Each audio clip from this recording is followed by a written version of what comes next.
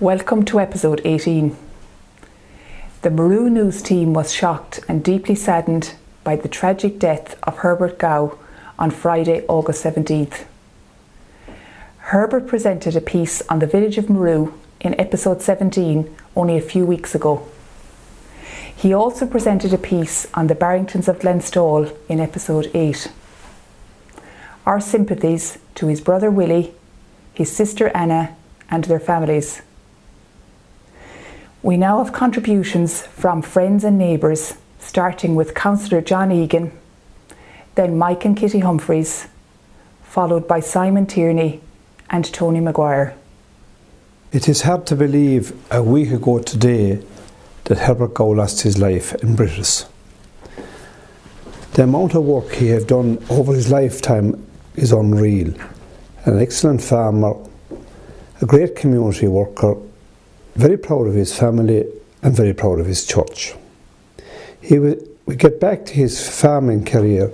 He started off, we'll say the politics of farmers, he started off with Mark and Farmer, where he was involved in debating and public speaking with the Murroe branch, which he founded. He was involved in every protest that involved the IFA. The dairy protest in 1958, which was organised by the ICMSA. He walked to Dublin with Richard Deasy in 1966, and every protest that was in Limerick and in Dublin, up to whenever the last one was there, he was there. He went on holidays with the ICMSA. For the last 17 years, he went to the ICMSA group, wherever they went to. He travelled the world. He was in Russia when it was hard to get in there, but he was all over the world. And he had a passion for sport, especially rugby, cricket, which he watched on television, and Gaelic hurling and football. No matter where you met him, wherever you met him, he could talk excellently about any one of those four sports and knew what he was talking about. His involvement in the community was excellent. He was like his own mother in that respect. She was involved in everything in the community as well. But Herbert was involved in any project that the Murroe Community Council wanted to raise funds for. There were Inter-Irish cottages in Murroe in the early 70s. They repairs to the hall on numerous occasions, and a big event in 1989, which is the longest horse-drawn procession, where Herbert and Willie gave their farm to the Community Council without any problems at all, for to organise that event, which funded the Abington Enterprise Centre here in Abington when the creamery closed down. An excellent project which is going very well today. So that was one of the tributes that one of the legacies of Herbert's life. In the last 17 or 18 years, he was involved very much with the parish newsletter, the annual parish newsletter, and contributed several articles. I think myself the two most important articles that he wrote were the one about Glenstall and the area around it, Bowman's Hill, Mount Fune, and all those towns around that parish. And he named every family in that article and wrote excellent pieces about those families and what they'd done and what they didn't do in those hard times of the 50s, 60s and 70s. When Abington Creamery totally closed down 8 or 9 years ago, he wrote an excellent article on the history of Abington Creamery, when it was founded, when it was taken over by Golden Vale and then finished up being taken over by Kerry. And that was a brilliant article too.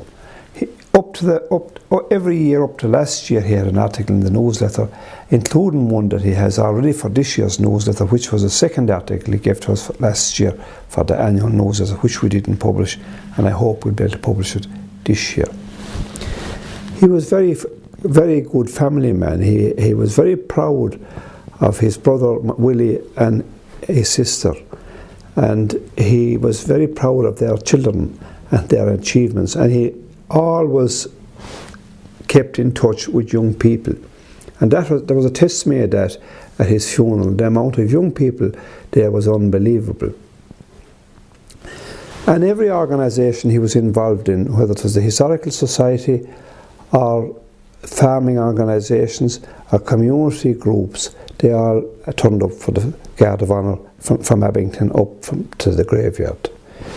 He will be missed awfully. He will be missed for his friendship. I suppose the greatest tribute anyone could pay to Herbert was he earned respect, and people only earn respect by the respect they give to people themselves. He treated everyone with absolute dignity and respect, and that's a great tribute to a man that lived in his own. He will be missed by this community greatly, and to his family and friends and to the broader community of Murroe. They will all miss him. And that was our Herbert. He done brilliant work for his life. He finished up his life tragically, but he was a good man and done good things for Murroe.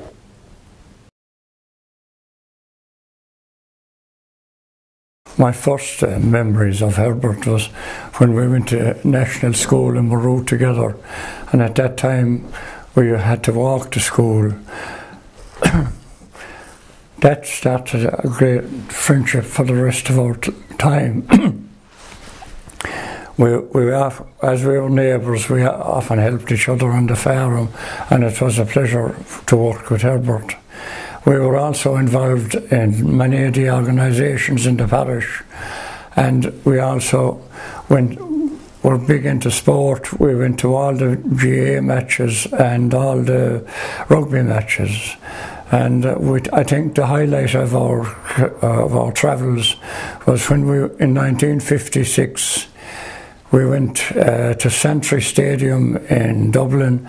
Ronnie Delaney was after winning the gold medal in the Olympics, and there was an invitation mile in Dublin, and we went to it.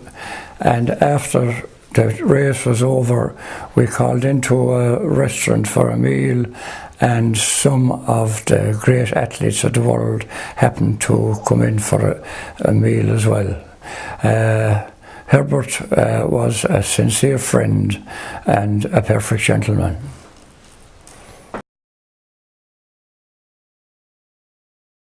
Murroe Community Council held its first meeting on the 5th of March 1973. The council consisted of members representing 10 electoral areas in Murroe parish. Herbert Gow was one of the people who represented the area of Glenstall, Murroe, Gleno and Meantala.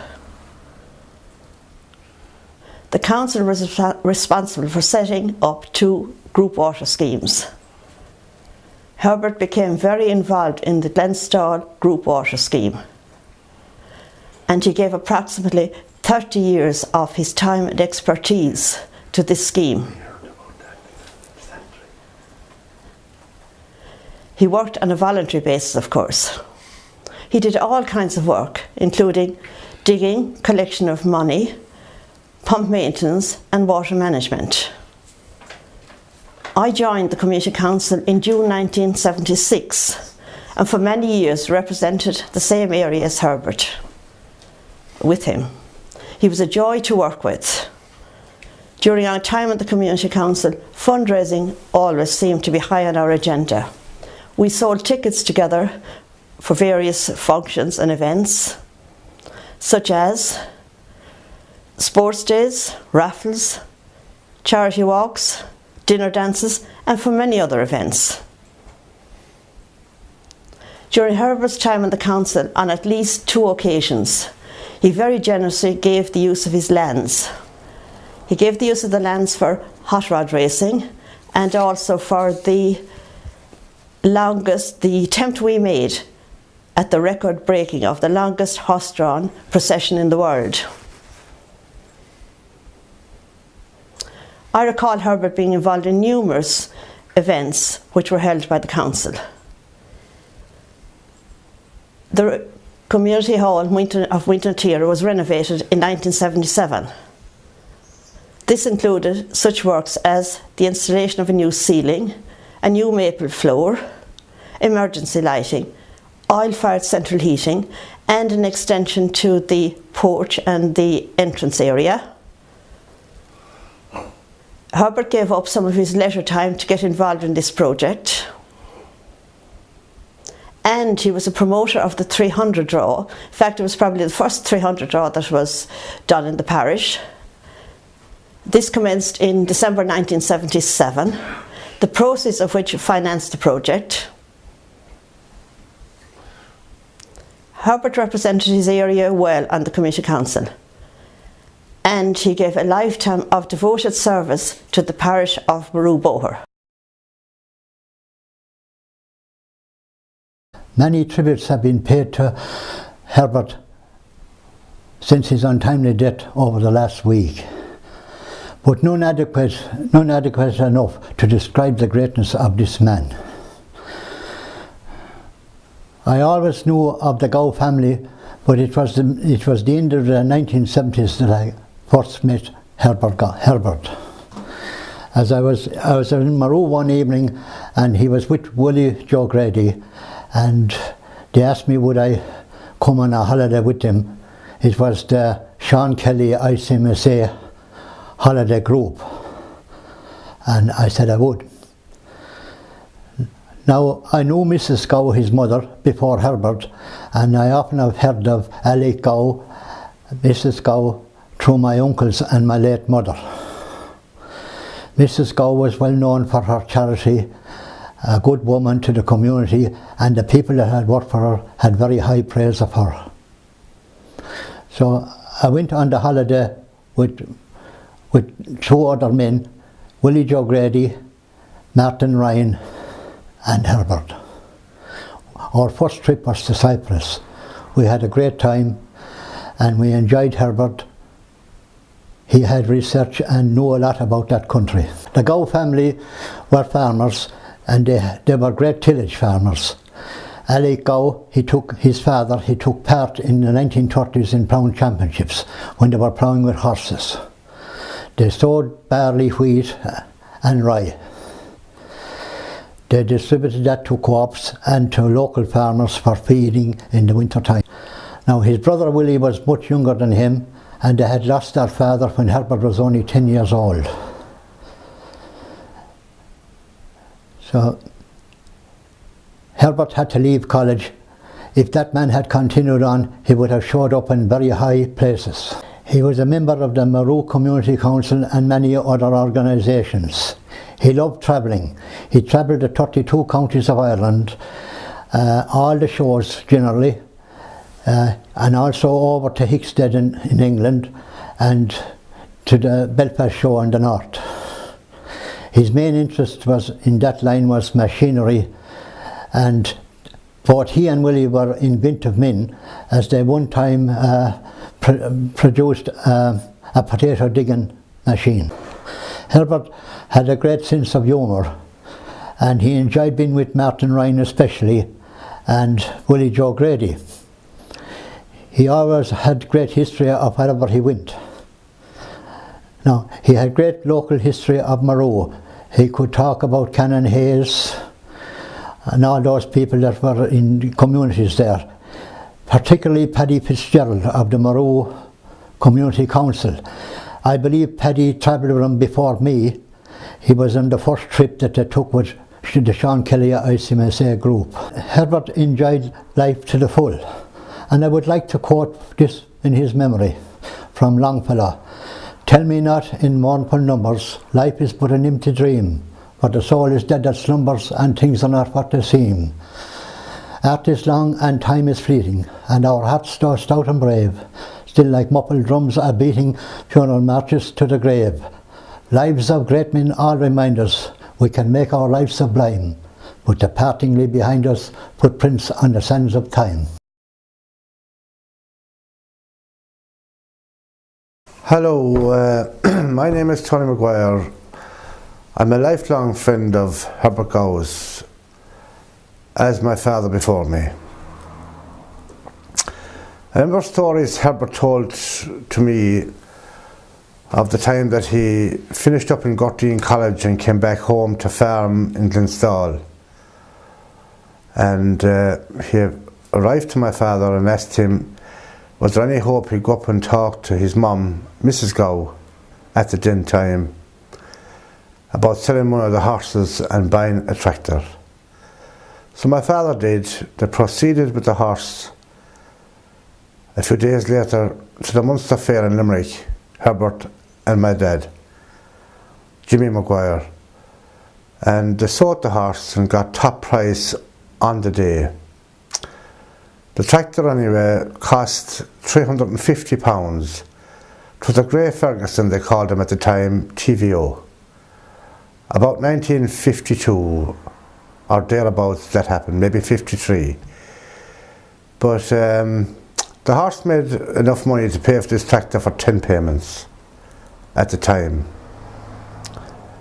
So Willie arrived home from college and the first thing he saw was this tractor. Of course he was over the moon that they didn't have to drive these horses anymore and ploughing and into tillage in a big way at the time, cows were, as milking cows and sheep.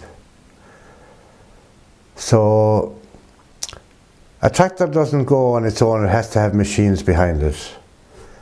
So they lay on to convert some of the horse-drawn machines to suit the tractor, and converted the plough with the assistance of my father, because he had a welder and Gows didn't have a welder at that then time. So they proceeded again then to make a pike lifter, where Gows went into Fitz's yard in Limerick and bought some scrap steel, brought it home, landed at our place, and they converted this iron into a pike lifter, homemade. And they used it, and used it for many a year, as they did a potato digger and many other things. So Herbert just said to my father, that tractor is equal to 20 horses.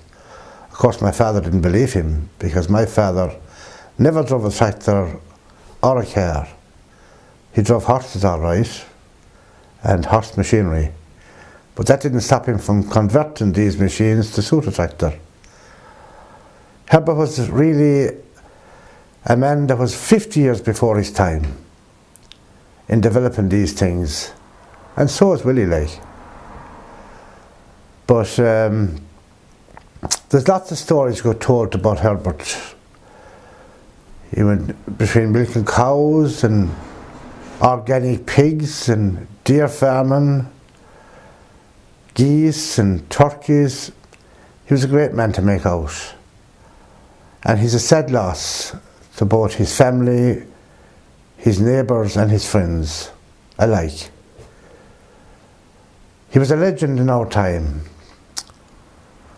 and a great friend of the McGuire family from the time his father died. When my own father died, Herbert Gow and Mrs. Gow, his mother, brought a pet lamb to my place. And of course this lamb was my own. And when lambs are fed well, they don't belong, they thrive, and they get to the stage you have to sell them. This is a story I have told on several occasions prior to Herbert's death and since his death. That we took the lamb anyway to Fitz's yard in Limerick to sell him. And the price of the lamb was £4.10. Now it was bad enough to leave the lamb after me, but I wasn't able to bring home the money, which I didn't understand at the time. You can imagine a young fella of 9 years of age and you try to tell him this story and he'd not believe in you, but I had to come home without the lamb and without the money. But a week later the cheque came and Herbert arrived to our house again and asked the mother, did that money come? And the mother said it did, of course, and after telling Tony he should put that in the post office. Well, I didn't understand that either, because now I had lost my lamb, I had got the money, and now I couldn't spend it.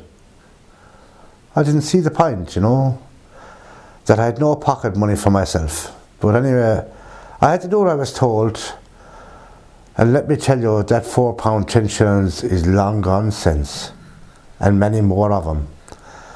But there were simpler times, great times, and it's very fitting, and I'm honoured to pay this tribute to Herbert. He was a gentleman to the core, but so are all the Gows. His sister Anna, his brother Willie, his nephew, and his nieces, every one of them. And we have been friends for a few generations, and long may it continue. Last week there, when we got to hear of his untimely death, you couldn't believe it. You would miss him off the street, or when we go up doing a bit of work on the farm for Willie or Andrew now, Herbert would come out and he'd always bring out a cup of tea and a biscuit, even though he'd be after eating the dinner with Andrew, like. And he'd have a chat and look at the machine you were on, and he would admire it, and what horsepower is that, and what horsepower is this, and you'd be explaining to him, and he'd stand back and he'd get out his camera and he'd take some photographs of you working, and he'd show them to you. And I must try and gather them up now, though. Willie might be in a position to get some of these photographs, and it's memory, something that can't be bought, you know. So now at that, I will thank you all, and with the help of God, that Herbert will rest in peace. Thank you very much.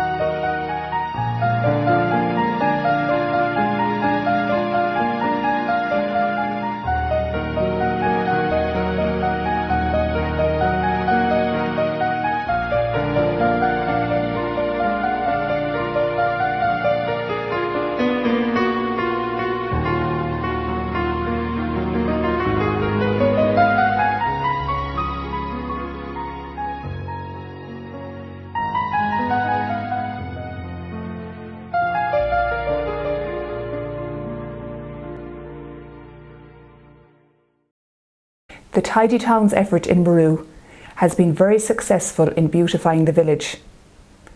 That effort has been complemented by the lovely private gardens, which are maintained to perfection. Mike Quirk took his camera along to have a look. This is a garden that everyone coming to Murroe sees. It's at the Five Roads. It is Eamon Rainsford's garden, and across the road from his house there's also a garden that has been put together over the last couple of years. Eamon was involved with that, I think, and also some people from the Tidy Towns and perhaps some more of his neighbours too. But we might be able to have a word with Eamon in a minute, and just to see how he's able to manage to keep this wonderful garden in flower for so many months during the year. It's a delight to see as we come back home from town, as we come around to the Five Roads. I'm here at Eamon Rainsford's house now, looking at his garden, and it's a fantastic garden, such a display of colour. It's something that I really admire anytime I'm passing the house. I'll just ask Eamon a few questions as to really why he put so much effort into the garden. You must enjoy gardening a lot, Eamon, do you? I do. I like flowers because I see life in flowers. Yes, and you get a good long season out of the garden, don't you? It's not just for a few weeks. Only for the weather. Yes. If we had the weather on our side, and I mean, it have taken a big toll on a lot of the flowers, especially the sweet pea. If there's anybody wants some gladiola, they can come to Eamon. Oh, we can come down for a variety of them. I'll have to support all them now as the time goes on, because they need support. The wind, you see, will knock them otherwise, you know. Yeah, by concentrating on the few things, the sweet pea, the nasturtium, the gladiola, and then of course the hanging baskets. Yeah, that's what it's all about, isn't it? The lupins now, I only put them there this year. You see the purple lupin, and there's another one down here. They're holding on to their flowers, they're not seeding that terribly fast. No, I cut them off, you see. Yeah. I cut them off, and they'll all re-come, they'll all re-sprout, you know. I take them off as soon as they start seeding. Yes, well, white is nice, isn't it? Although all the lupin colours are lovely. Yeah, all the lupins are nice. The blues, you know what I mean? and the yellows and the reds.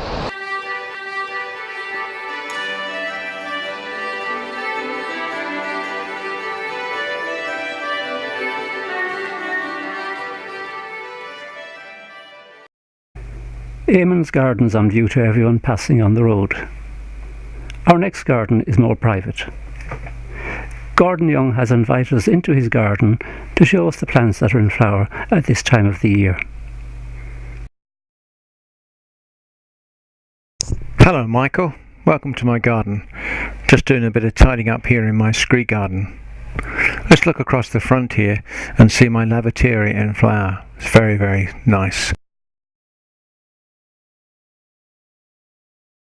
Up here we have the summer house that I built some time ago, a few years back, and I planted a lovely summer jasmine up against it. It is really nice smelling and I love scented plants.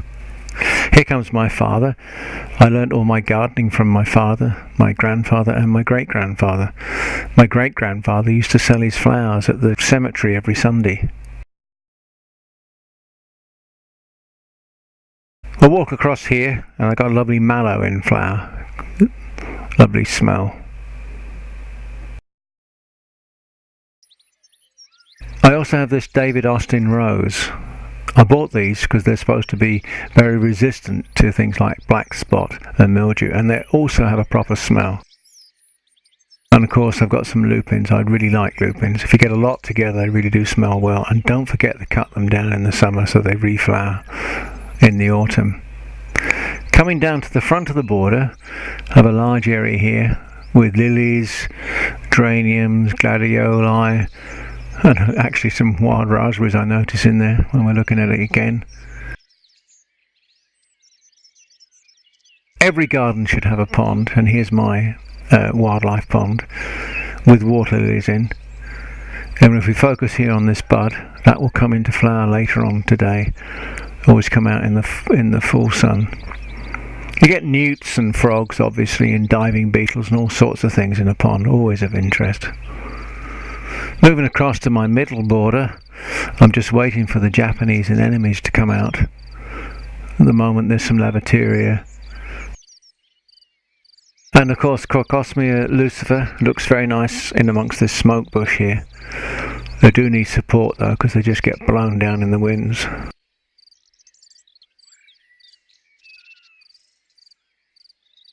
And this back border, I put a yew hedge at the back of it to try and set off the roses, and you see another David Austin rose here, a nice pink one, but got a fantastic scent.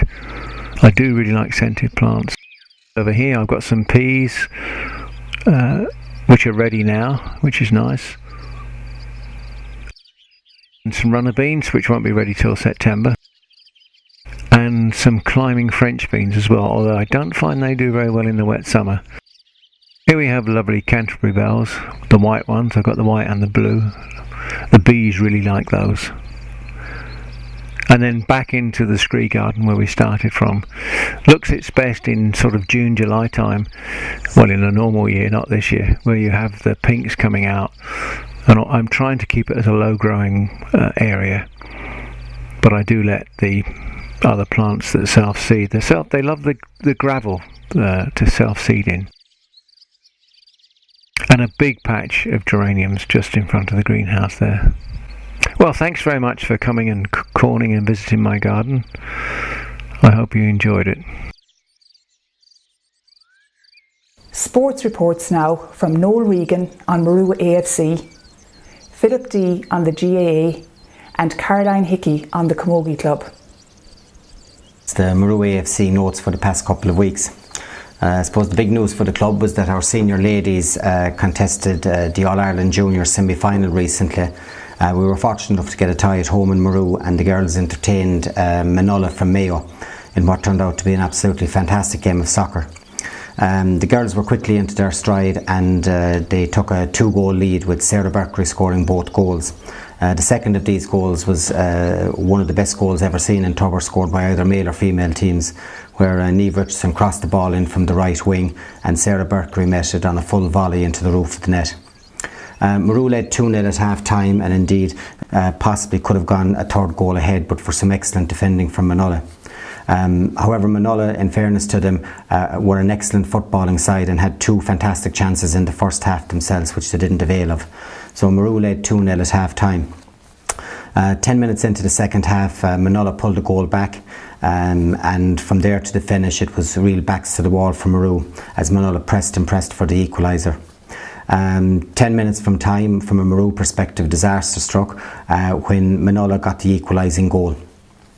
The game then went on to see out the finish after 90 minutes, and it went to extra time.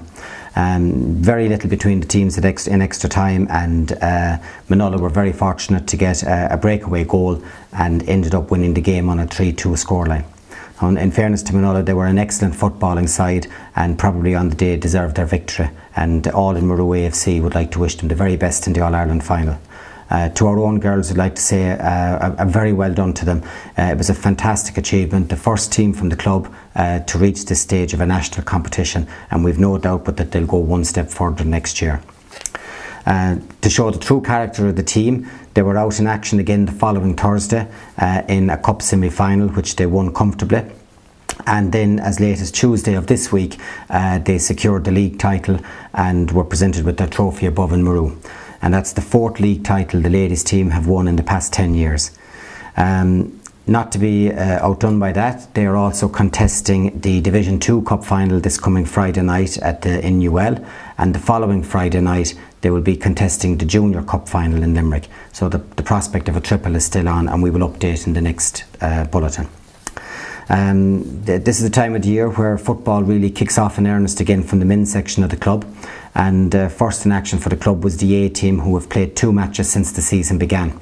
However, they haven't had any luck as yet, losing their first match at home 3-1 to Janesborough, with Tony McMahon scoring for Murroe, and then on Thursday night they were beaten 2-0 away to Newport.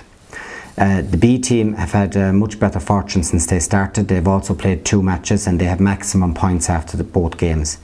Their first match was at home to perennial challengers Coona, whom they won the match 1-0, with Lloyd Walt scoring an excellent goal.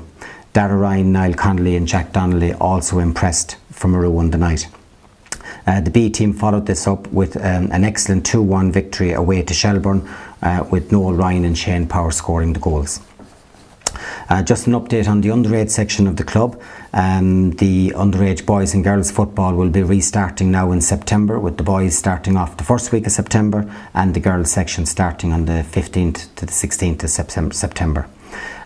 This year in boys we field teams from underage all the way up to under 15s, and in the girls section we field teams at under 10s, 12s, 14s and 16s, and we also have a younger academy for both boys and girls. So there's an excellent number of young children from the parish being catered for at the minute. That's basically all the news we have at the moment. We'd like to wish the festival in Murroe all the best and keep an eye out for all the boys and girls from Murroe AFC who will be taking part in the opening parade. So thank you very much. Hi, Philip, the Secretary of Murroe Bohar GA Club. Just want to give you an update on what's been happening in the club there in the last, I suppose, must be 5 or 6 weeks now. I'd start with the senior hurling team. Our seniors have exited the Senior County Championship in a rather dramatic and disappointing way. In fact, with 2 rounds played, we had a win and a loss. We had beaten a hand in the first round in Cappamore on a 5-point margin, a great day for the club, and we lost to Kilmallock by, would you believe, 20 points on our second day out in Bruff, which was a very forgettable day indeed. But we had to play Knockany in the 3rd round. A hand had to play Kilmallock. It was unthinkable that a hand would win. We knew we'd be in a dogfight against Knockany over in Ballybricken, and we more or less figured that we had to beat Knockany in order to stay in the championship. We were confident of that. We beat Knockany on the night by 2 points in what was a really tough game now, and it was a great contest really, but we forged a win by 2 points, 23 points to 2 goals and 15. With 10 minutes into the second half in the Gaelic grounds, Kilmallock were 8 points ahead of Ahan and cruising, and we stopped inquiring at that stage. What we didn't know was that Ahan went on to get 3 goals after that. Ahan won by a point, so it finished up. Kilmallock had 4 points from 3 games. Ahan and ourselves and Kilmallock all had 4 points from 3 games, but Ahan went through on score difference, and it was the heavy defeat to Kilmallock in Bruff on our second outing which really sealed our fate. So it was a strange thing to be in the winning dressing room in Ballybricken on that night, and yet to hear within a few minutes of getting in there that we were out of the championship. It was heartbreaking stuff indeed. It's the second year that Ahane have knocked us out on score difference. I want to take this opportunity to congratulate our neighbours Ahane and wish them well in the championship. Fair play to them. They had a big job to do on the night, and they knew what to do. As I say, we wish them well. So we're in the County Cup now, in the semi-final of the County Cup, which is it's a competition for those teams that finish third in the group of 4. The top 2 will stay in the championship. The last of the 4 teams in each group is in the relegation zone. Thankfully, we're not in that group, and the third place team that are knocked out of the championship have to play in the County Cup. So we play in the County Cup. We play South Liberties next Saturday night in Carricklish. Saturday night being the 25th of August.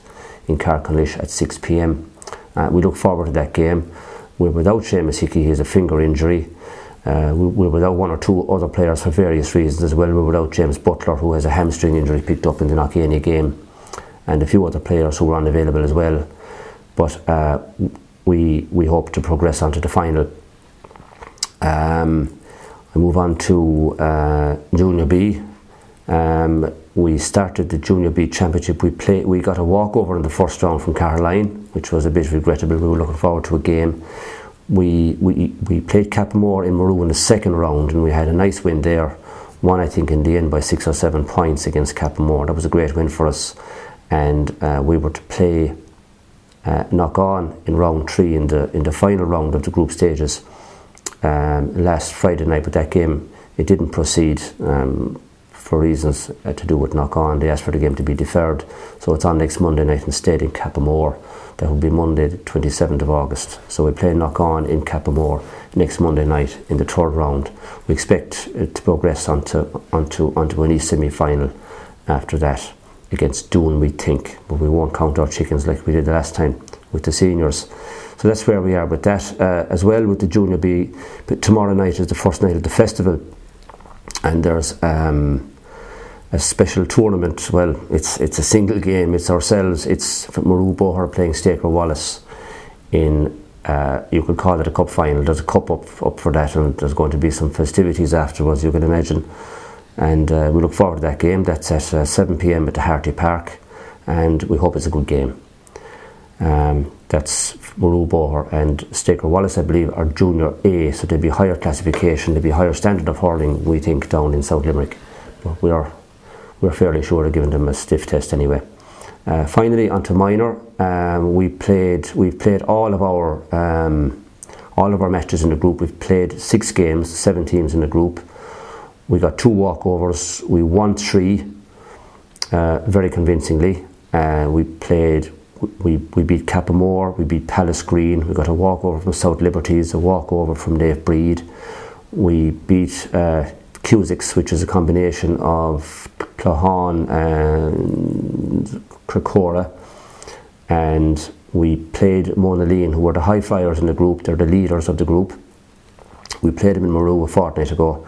We were 9 points up at half time, and we lost by a single point, having scored a disallowed goal in the last minute. We had also, or in the last few minutes, we scored the last 3 points, I'd say. We were on a roll to come back. We got a penalty, or we got a free then in the last, it was actually in injury time, the last puck of the game, and we had to score it to win, but unfortunately it went over the bar. So we lost that game by a point. We went down to Ahane last Tuesday night, the 21st of August, expecting, well, we knew we were going to have a stiff test. Ahane are second place in the group, we'd be third, and we were well beaten on the night now, well beaten I have to say. So we're in the final shake-up. The top 4 teams have to sort themselves out now with 2 to progress, so there's a bit of a playoff situation. I think it looks like we'll probably have to play Ahane again, and I'm hoping this time it'll be in Murroe, because it was in Ahane the last time, in a playoff for one of the final places in the county championship, and that's going to be a tough ask. We have to regroup now after that business last Tuesday night against Ahane. And that's it. That's our report. Thank you very much. This is an update on what is happening in the camogie scene. Championship is now in full swing, with the under-14s playing a hand on the 21st of August and ran out winners on a scoreline of 3-3 to 2-3. This was a great win for the girls, who held out for the win after a late comeback from a hand.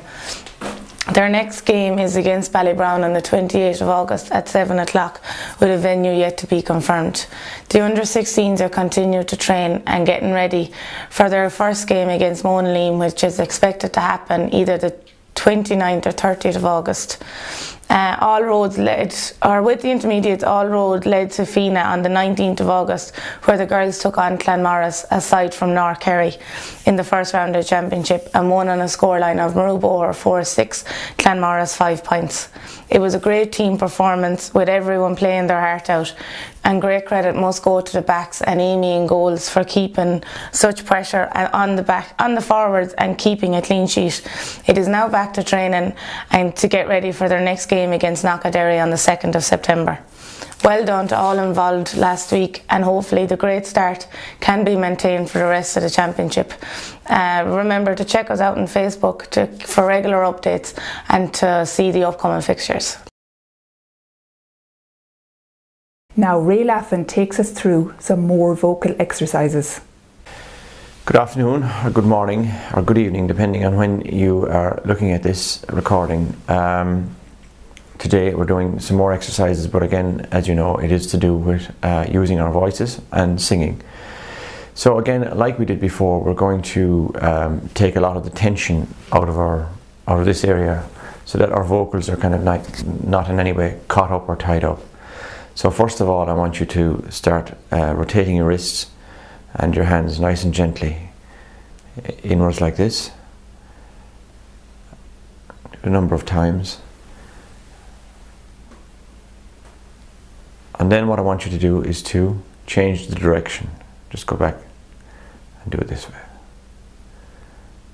Okay, so again we're loosening up the situation bit by bit. Now I want you to take it up to the shoulders next. So this is the area, across this area here, which is across our vocal cords. So we need to get nice and relaxed around the shoulder area. So again, what I did before was to take your hand, put it up on the top of your shoulder like this, if you can, if you feel comfortable. If it doesn't reach it, it doesn't matter. Just do the best you can, because I know some people haven't been able to reach it from time to time. Pretend you have a piece of paper out here, draw a small circle, then draw a big circle. Bit by bit, make the circle go larger and larger. And then you stop and go back in the opposite direction. Again, this is a good way of releasing tension around the vocal cords area. Make the circle as big as you can, and then let your hand down to your side, relax, give it a nice little shake. You'll find it maybe you're a lot looser on this side. We do the same with the other side. Hand, tip your shoulder if you can. As I said, if it's here, it doesn't matter. Do the best you can in order just to take the imaginary piece of paper again. Small circles to big circles, rotating. Get the circle, make it larger. And then we'll stop and we'll go in the opposite direction, small, getting larger, and then just relax your arms down to your side. Give a little shake so that you rotate your shoulders a bit. That should help to relax this section of the body. Next thing I want you to do is just lift your hands up in the air, straight up in the air, as high as you can. Lift them up as high as you can. Just a quick stretch. Hold them for 5, 4, 3, 2, 1. Drop them down again. And it's all part of the relaxation process for this area of the body.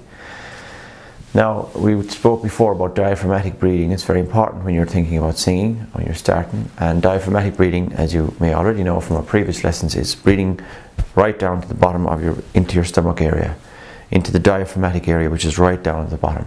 A lot of us have the habit of just breathing up in the top area, and you will notice that if you find your shoulders lifting, you know you're not breathing properly. Some people just breathe out, like that, and their shoulders lift, and that means they're only filling this area of the body.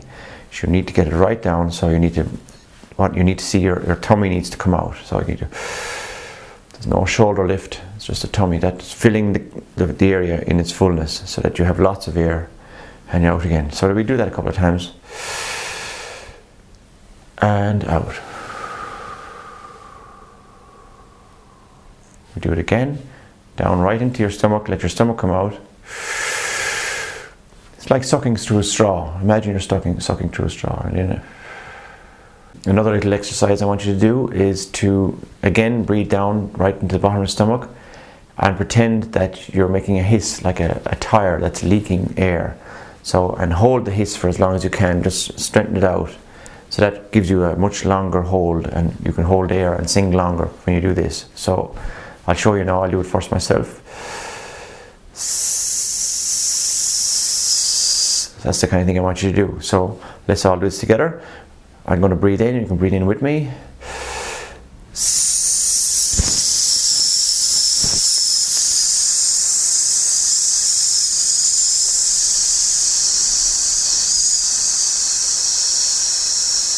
The next thing would be to do 1 to 5. 1, 2, 3, 4, 5. So we do that together.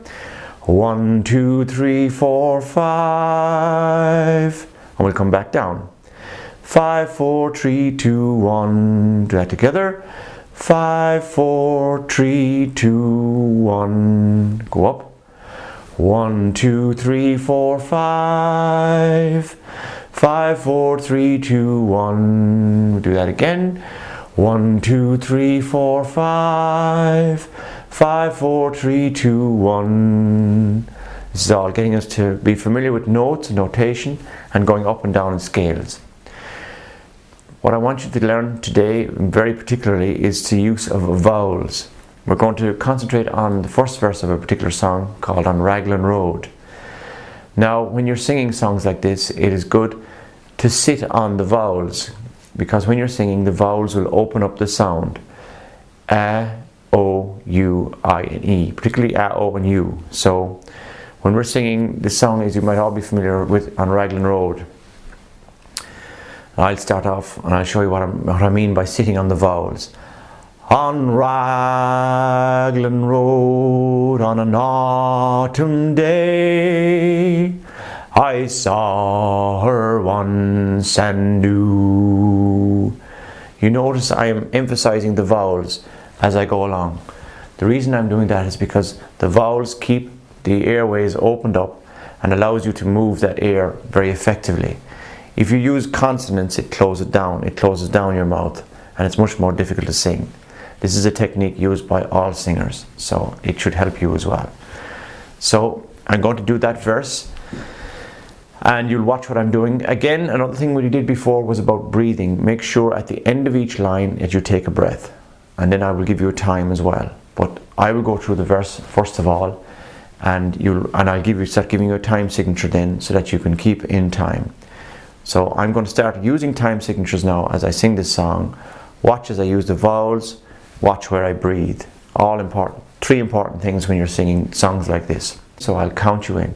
1, 2, 3. On Raglan Road on an autumn day, I saw her first and knew that her dark hair would weave a snare that I might one day rue. I saw the danger and I passed along the enchanted way and said, let grief be a fallen leaf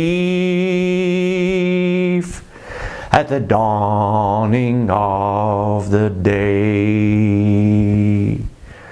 We'll do that one more time, because I think we need to do this on a number of occasions in order to get it to bed in. It's like a lot of songs, if you don't do them on a number of occasions or a number of times, they don't bed in. So we do it one more time and I will count you in again. 1, 2, 3. On Raglan Road on an autumn day, I saw her first and knew that her dark hair would weave a snare that I might one day rue. I saw the danger and I passed along the enchanted way and said, let grief be a fallen eve at the dawning of the day. Now that is our exercise for today. I hope you enjoyed them, and we will try again next day to do the next verse. And as we go along, we'll get better at this. I'm pretty sure of that. Thank you.